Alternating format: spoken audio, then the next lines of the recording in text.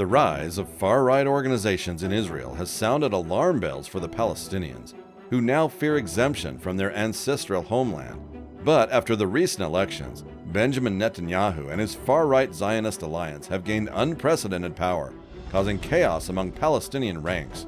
What lies ahead may redefine the course of history forever. November 1st, 2022, the day that will haunt most of the Palestinians. This was the fifth time in the course of the last 3 years that elections were held in Israel, but this time the results have shown a surprising rise of a far-right organization, members of whom have a history of harassing, assaulting, and terrorizing Palestinians. This was surely expected, as was apparent in the recent elections, but the makeup to these elections defined a pretty straightforward conclusion, and the results revealed the inclination towards religious extremism. The electorate revealed itself to be more unified than ever in its backing of right-wing ideologies and more supportive of Jewish Zionism over democratic pluralism. Palestinian voters, although disappointed in the Israeli political system, voiced their agony by turning out in low numbers for the elections, further strengthening the bloc led by Benjamin Netanyahu. Following its clear and decisive win at the polls, Benjamin Netanyahu's coalition will have more than 64 members of parliament, who consist primarily of religious, very conservative, right-wing males with few women. Now Netanyahu is leading a bloc that has shown outright and a clear-cut opposition to the Palestinian citizens, and some of them have even committed terrorist acts in Sheikh Jarrah leading assault mobs.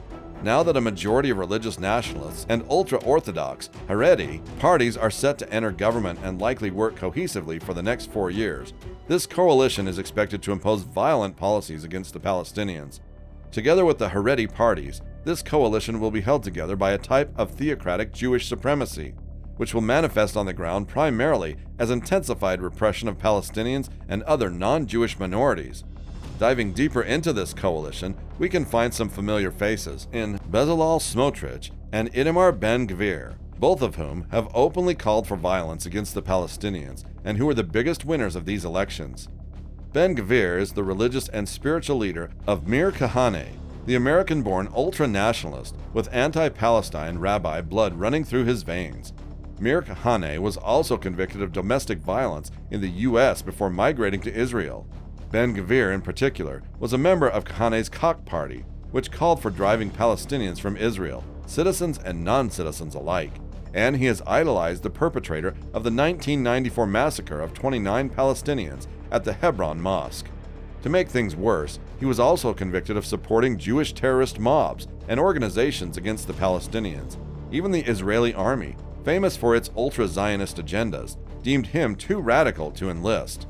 When we talk about Israel's right wing, Ben-Gvir and Smotrich even surpassed their standards. It is more than likely that both of these men will assume strong positions in Netanyahu's regime. In addition to the mayhem they've caused for the Palestinians, both of these men have frequently demanded that the rules of engagement be loosened to make it easier for Israeli forces to shoot Palestinians. During his campaign visits to the Negev region and Israeli cities around the country over the past few months, Ben-Gvir repeatedly pledged to relocate Bedouins and Palestinian Israeli citizens to neighboring Arab states. But the question that lies ahead is, will Smotrich and Ben-Gvir stress on expelling Palestinians from their ancestral homeland? Now that the far right has gained power, the settler marches have already started to gain momentum, driving Palestinians out of the West Bank and Sheikh Jarrah, which has become a hub of illegal Jewish settlers. Today, about 2/3 of Jewish Israelis between the ages of 19 and 30 identify themselves as supporters of the right wing. Simultaneously, Ben-Gvir and Smotrich's views reflecting Jewish supremacy have become a significant part of Israeli ideology. Although progressively woven into Israeli politics for many years, the ideology is now out in the open for everyone to see. Among the most notable policy ideas advocated by Ben-Gvir and his Otzma Yehudit, also known as Jewish Power Party, is the rhetoric of either them or us, which resonates with the political ideology of more than 48% of Israelis, who feel that Palestinian citizens of Israel should be expelled because they pose a demographic threat to the Jewish state's preservation, and that is something alarming for the Palestinians. But there is another side of this story.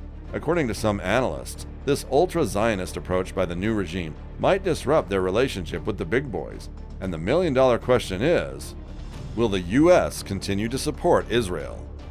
Now, if the U.S. continues to provide defense facilities and other aids to the Israeli state, it might pose serious questions on the U.S.'s policy. Leading this narrative is Senator Robert Menendez, who has previously warned the Netanyahu-led coalition that inclusion of far-right policymakers might bring serious implications for peace in the Middle East.